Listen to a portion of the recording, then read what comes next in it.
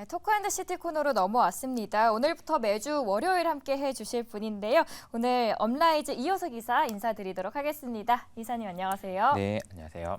저희 새벽에 뵙다가 이제 밤에 뵀는데 네, 피곤하신가요? 네, 그러네요. 그래도 화이팅 해주시길 바랍니다. 네. 앉아서 하시니까 좀 더 편하시잖아요. 네, 그렇습니다. 네. 그렇죠. 오늘 잘 부탁드리도록 할게요. 일단 시장 진단부터 해봐야 될 것 같은데 최근에 불안한 시장이 계속 이어지고 있어요. 제가 오늘 처음 나왔으니까 제가 두 가지 좀 말씀을 좀 먼저 드리고 시작하도록 하겠는데요. 주가가 좀 그 균형을 맞추다가 한쪽으로 쏠리는, 그러니까 이제 좀 하락하는 모습을 좀 보였잖아요. 크게 하락했죠. 오늘도 이제 주가가 좀 힘없이 좀 국내 시장에서 좀 조정을 받았는데, 이런 경우에 우리가 이제 주목해 봐야 되는, 그럼 제가 좀 조언해 드리고 싶은 것이 하나 있는데, 그건 뭐냐면요. 이렇게 주가 많이 빠지잖아요. 그러면요. 이게 그 다음에 오르거나 내리는 것이 이유가 없을 수 있다라는 걸 받아들이시는 게 중요합니다. 이게 무슨 얘기냐면은, 많이 주가가 많이 빠진 이후에 빠졌다는 이유로 급반등할 수 있거든요. 그러니까 다른 이유가 없어요. 그러니까 무슨 호재가 나왔다거나 아니면 그 개별 종목에 어떤 좋은 뉴스가 나오지 않았더라도 많이 빠졌다는 이유만으로도 오를 수가 있다. 이 사실을 아는 게 왜 중요하냐면요. 주가의 변동에 따라서 내가 오른 그 뇌동 매매라고 하죠. 그러니까 오르니까 이제 끝났나 보다 그런다든지, 아니면 빠지니까 또 끝났나 보다 이렇게 생각하면서 매매를 하시게 될 경우에 더 큰 손실로 이어질 수 있다라는 말씀을 좀 드리고 싶어요. 그러니까 이미 가격이 빠진 상황에서는 주가라는 것은 자율반등이라는 개념도 있고, 너무 많이 팔았기 때문에 올라가는 것도 있기 때문에 오르거나 빠지는 것이 어떤 신호를 주거나 의미가 있다라고 생각했을 경우에 잘못된 판단을 할 수 있다라는 게 첫 번째고요. 두 번째로는 전망이라는 것과 전략이라는 것은 다르다는 말씀을 좀 드리고 싶어요. 전망이라는 건요, 여러분들이 아시는 것처럼 이번 주에 주가가 어떻게 될 것 같아요? 오늘 주가가 어떻게 될 것 같아요? 오를 거예요? 빠질 거예요? 이런 이야기를 하는 거라면, 전략은 그래서 어떻게 할 건데요? 인 거예요. 살 거예요? 팔 거예요? 그러면 우리가 주가가 오르더라도 사야 돼요. 아니면 오르면 팔아야 돼요. 혹은 빠지더라도 팔아야 돼요. 빠지면 사야 돼요. 이렇게 네 가지 종류가 있다는 거를 기억하시는 게 좋아요. 그러니까 주가에 대한 전망은 굉장히 여러 가지 다양하게 할 수 있지만, 거기서 나는 어떤 전략을 할 것인지도 또 중요한 개념이다. 그러니까 뭐 주가가 오를 거다 빠질 거다 이런 전망도 중요하지만, 여러분 어떻게, 그러니까 내가 빠지면 살 건지 아니면 빠지더라도 팔 건지, 이런 개념들을 생각해 보시는 게 좀 중요하다라는 생각이고요. 저는 개인적으로 지금 현재 시장에서 지금 소위 말하는 셀링 클라이막스라고 하죠. 이게 주가가 한번 빠지고 나면은 바닥을 잡는 데 중요한 신호 중에 하나가 패닉 셀링 혹은 셀링 클라이막스예요. 우리가 주가의 고점을 이야기할 때도 더 이상 좋아질 게 없을 때 주가가 하락하거든요. 그러니까 더 이상 나빠질 게 없을 때 주가가 바닥을 만든다라고 한다면, 그런 신호를 확인할 수 있는 거는 우리가 이제 패닉 셀링 혹은 셀링 클라이막스를 확인해야 되는데, 그런 시점은 아직 오지 않은 것 같아요. 그러니까 지금 현재 상황은 시장에 대한 긍정적인 전망을 하더라도 그런 셀링 클라이막스를 기다려야 되는, 그러니까 앞서 말씀드린 대로 뭔가 가격의 움직임을 따라가는 그런 플레이를 하는 거는 절대 금물이고요. 그런 셀링 클라이막스를 기다리는 그런 차분한 대응이 필요하시다, 이런 말씀 먼저 드리고 시작하도록 하겠습니다. 네, 두 가지 중요한 포인트들 짚어주셨는데요. 시장을 대응하기 위해서는 어떤 생각과 어떤 마인드를 갖고 투자를 해야 된다라고 설명을 해주셨고, 이번 주 한 주를 시작하는 월요일인데 정말 많은 일정들이 남아 있습니다. 어떤 일정들을 저희가 주요하게 보면 좋을까요? 네, 이번 주 일정을 뭐 다들 많이 보셨기 때문에 제가 생각할 때 중요한 포인트들 네. 몇 가지만 좀 짚어드리도록 할게요. 일단 실적 발표가 많죠. 그래서 뭐 알파벳, 마이크로소프트, GM, 코카콜라.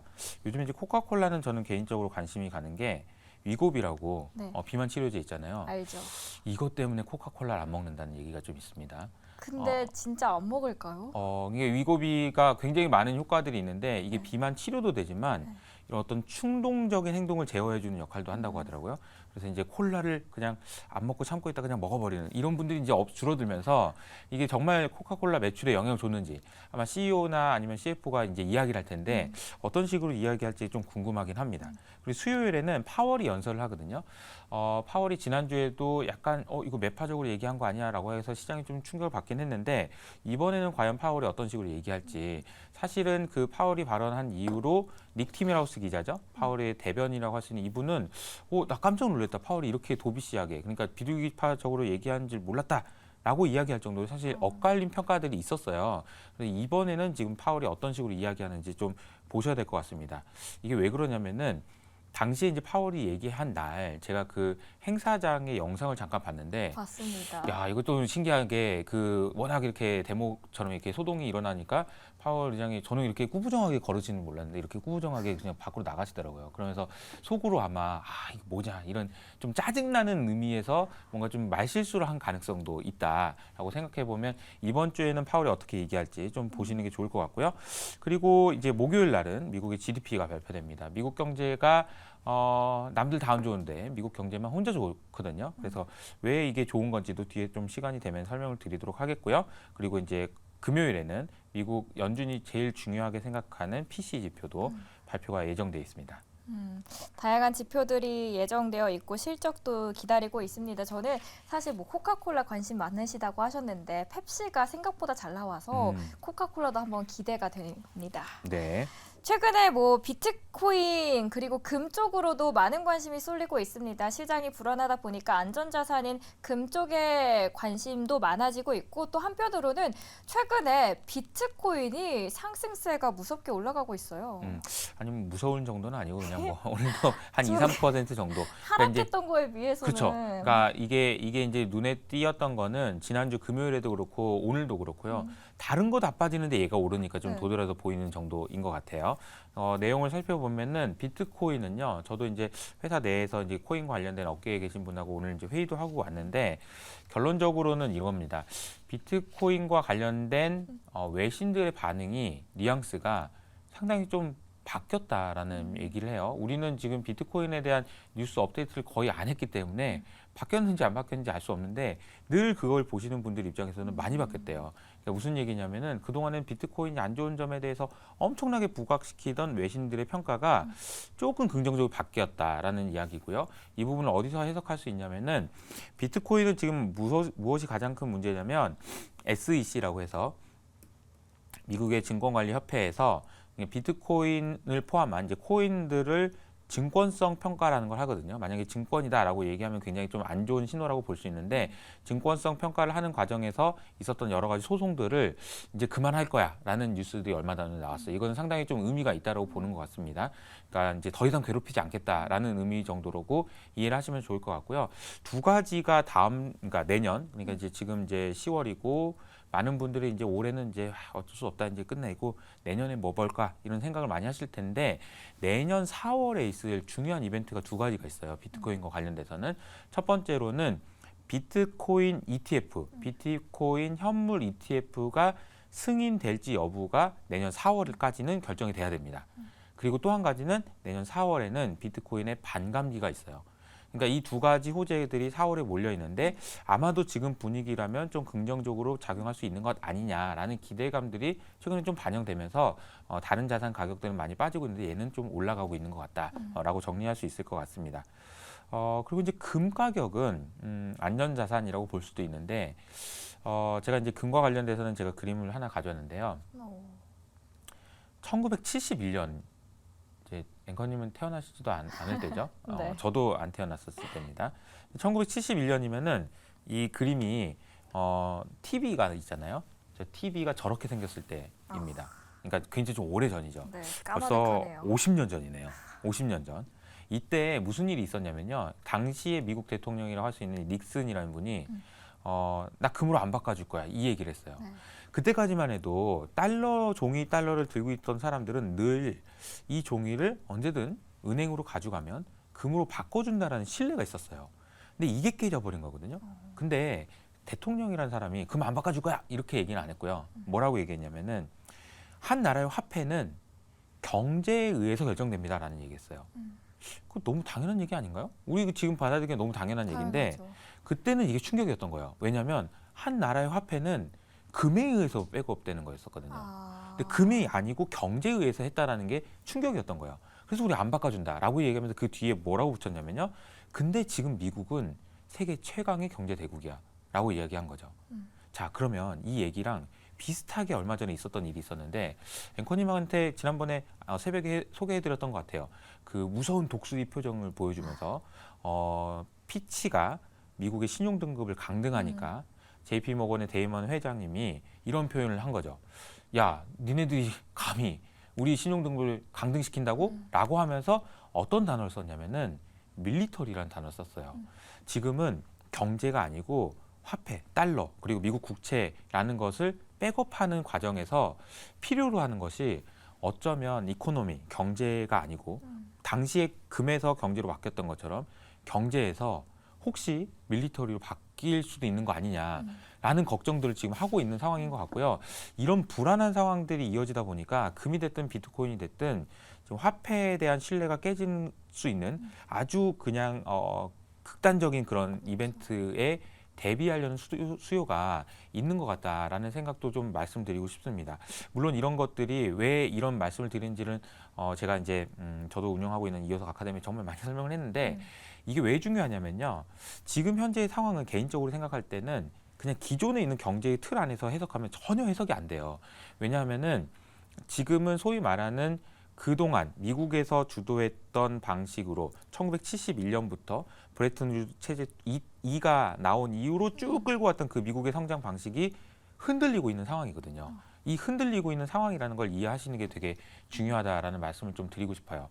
그러니까 처음에 나왔으니까 제가 그 좀 배경 설명을 좀 드리려고 하는데 이와 관련해서는 레이 달리오가 이야기한 체인징 월드 오더라는 변화하는 세계 질서라는 동영상도 있고 책도 있으니까 한번 참고해 보시면 좋은데 여기서 말하는 핵심 개념만 좀 오늘 제가 소개해 드리려고 합니다.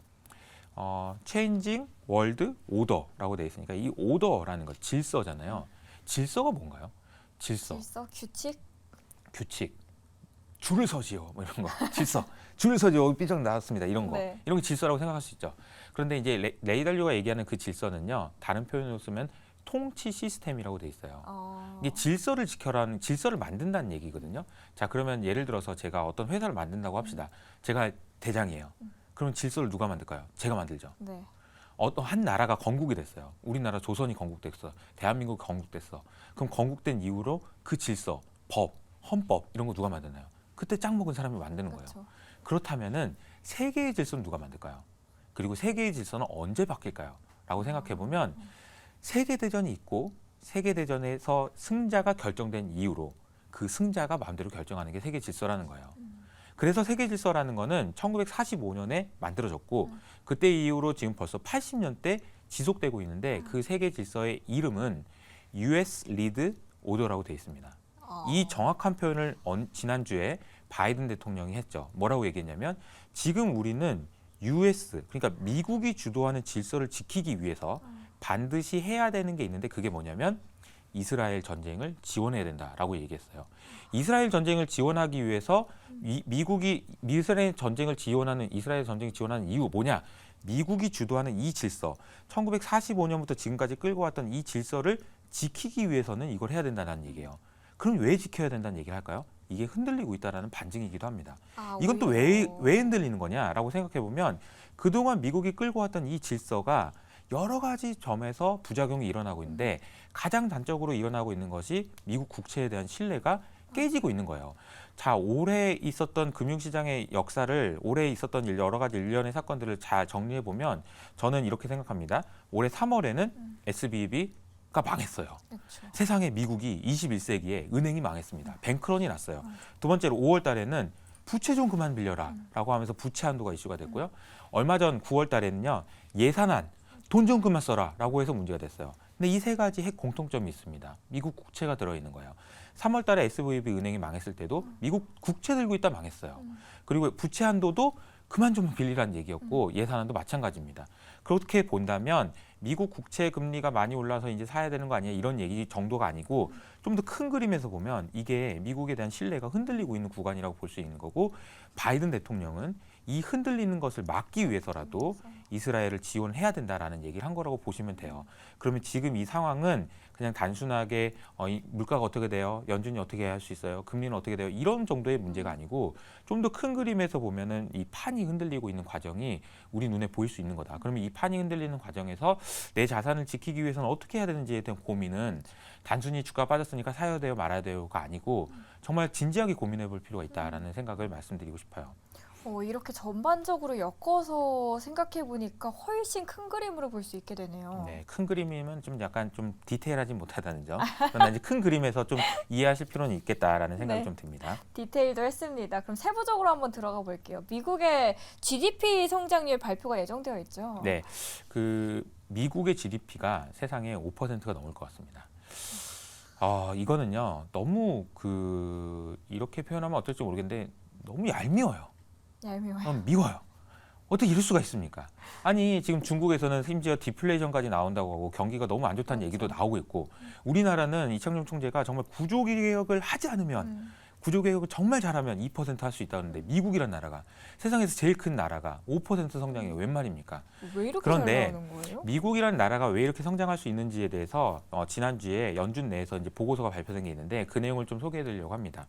제가 보여드린 장표를 보시면 저축률을 먼저 설명해야 돼요. 저축률. 저축률이라는 건 뭐냐면은 내가 100을 벌면 그 중에 얼마를 쓰고 남은 돈을 저축이라고 해요.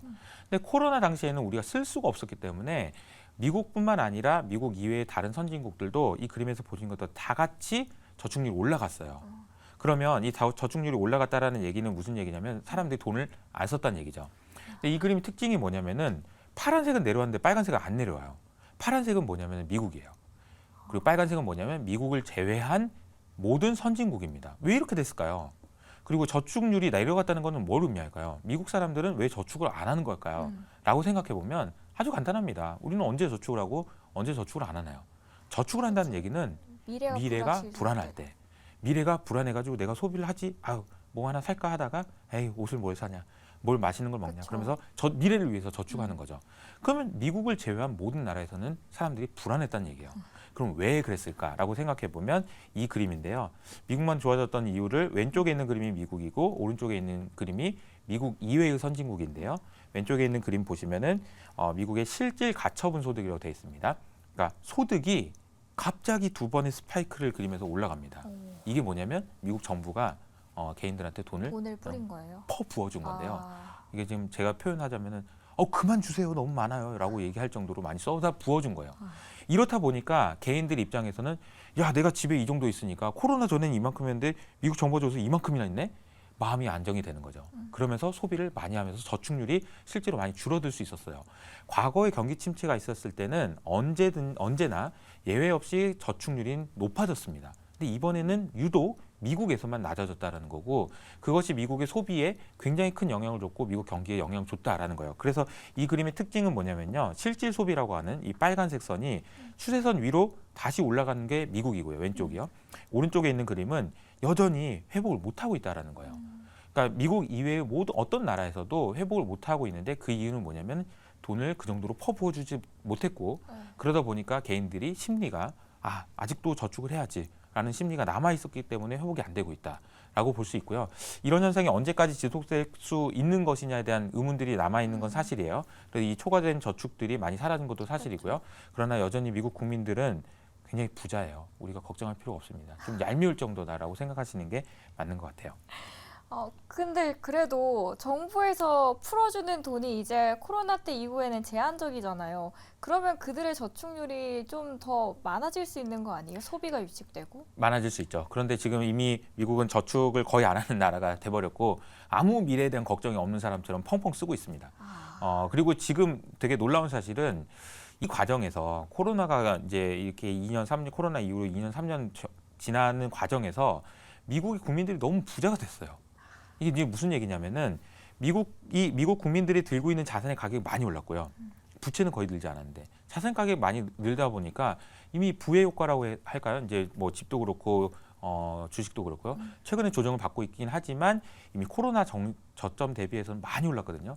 그러니까 올해 주가를 보시면요. 미국은 지금 많이 빠지고 있고 오늘도 지금 빠지고 있어요. 근데 잘 보시면 이런 각도로 올랐다가 빠지고 있는 거고요. 우리나라는 이런 각도로 올라갔다가 이렇게 되고 있는 거거든요. 그러니까 지금 상대적으로 비교해 보면은 미국 국민과 우리나라 국민을 생각해 보면 여러 가지 여력이라는 측면에서 미국이 훨씬 더 우위에 있다라고 보시는 게 맞는 것 같습니다. 저희 FOMC 남아있고 금리 인상 결정이 있습니다. 미국의 지표가 이렇게 잘 나오게 되면은 또 한 번 더 금리 인상하는 거 아니야라는 우려감이 나올 수밖에 없거든요. 네. 여기에 대한 리스크 어떻게 봐야 될까요? 11월 달에 금리 인상 가능성은 제로. 없습니다. 아예 그냥 없어요.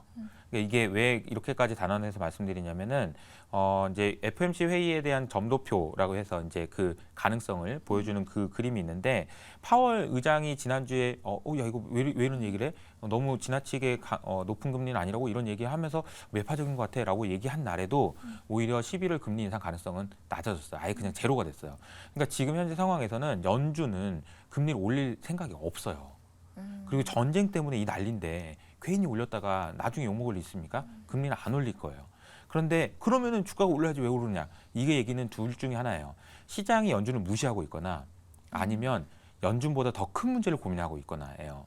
그러니까 제가 앞서 말씀드렸던 큰 그림에서 판이 흔들리고 있다라는 이야기를 시장에서 고민하고 있는 거예요. 과연 미국의 국채 금리가 올라가는 것이 인플레이션 때문일까? 경제 성장이 좋기 때문일까? 아니면 미국에 대한 신뢰 때문일까? 아니면 미국 정부가 돈을 지나치게 많이 빌려서일까? 이렇게 생각해 보면 지난주에 뱅크 오브 아메리카의 조사한 결과에 따르면 이렇게 고민하고 있는 사람이 훨씬 많다는 거예요. 지금 투자자들 사이에서도. 그래서 지금 현재 상황은 연준이 금리를 올린 거 이건 평소에 굉장히 중요하지만 지금은 이런 부분들은 이미 디폴트다. 11월 달에 금리 인상할 가능성 없어요. 12월 달에도 거의 없습니다. 그러니까 지금 우리가 지금 연준을 볼 것이 아니고 이스라엘과 팔레스타인의 전쟁이 어떻게 되고 여기에 미국 정부가 돈을 얼마나 꽂아 넣어야 되고 그렇게 됐을 때 미국의 재정은 얼마나 튼튼할 수 있는지 이 부분에 대한 고민을 같이 하시는 게 좀 타당한 그런 접근 방법이다라고 말씀드릴 수 있을 것 같습니다. 그렇다면 지금 주식 매수의 시그널로 봐야 될지 아니면은 좀 기다려야 될지 많은 분들이 이 부분이 가장 궁금하실 거예요. 네, 개인적으로는 지금 현재 상황에서 좋은 시그널, 그러니까 아까 셀링 클라이막스라고 얘기했는데 그 시그널이 나오는 걸 확인하기 위해서 제일 좋은 수단은 연준에서 QT를 이제 그만한대더라. QT, 그러니까 양적 긴축을 그만한대더라. 라는 이야기가 나올 때가 제일 중요한 시그널이에요. 그때는 왜 그러냐면요. 지금 현재 뭐 금리가 이렇게 많이 오르는데도 연준은 지금 미국에서 보유하고 있는 미국 국채의 비중을 줄이고 있어요. 이거 그만해야 돼. 언제까지 줄일 거예요, 지금. 다들 힘들어 죽겠는데. 우리 개인 투자자들 지금 미국한테 돈 빌려줘가지고 손해는 그러니까 막심합니다. 연준 빨리 중단하세요. 라고 이야기하고 싶은데 연준 내부에서도 정해진 규칙이 있습니다. 그 규칙에 기반해서 더들리 총재라고 뉴욕 전 연준 의장이죠. 이분이 지난주에 블룸버그에서 오피니언을 발표했는데 그 내용에 보니까 너무 빨리 기대하지 말고 2025년을 얘기하긴 했거든요. 그래서 이제 저의 생각은 뭐냐면 2025년까지는 QT, 그러니까 양적 긴축을 계속할 거라는 연준의 계획이 있지만 제 생각에 뭔가 셀링 클라이막스가 나오면 그만할 겁니다. 그러니까 그만한다라는 얘기가 그때 나오면 그때는 한번 다시 됐다. 제 이호석이가 얘기했던 그게 이때구나라고 하면서 그때는 사셔야 돼요. 근데 지금은 좀 참으시는 게 필요하다. 지금은 생각입니다. 조금 더 기다리는 시기다라고 이야기를 해주셨습니다. 오늘 정말 토크앤더시티 꽉 알찬 시간으로 만들어주셨는데 함께 해주신 분은 업라이즈 이효석 기자였습니다. 늦은 시간까지 감사합니다. 감사합니다.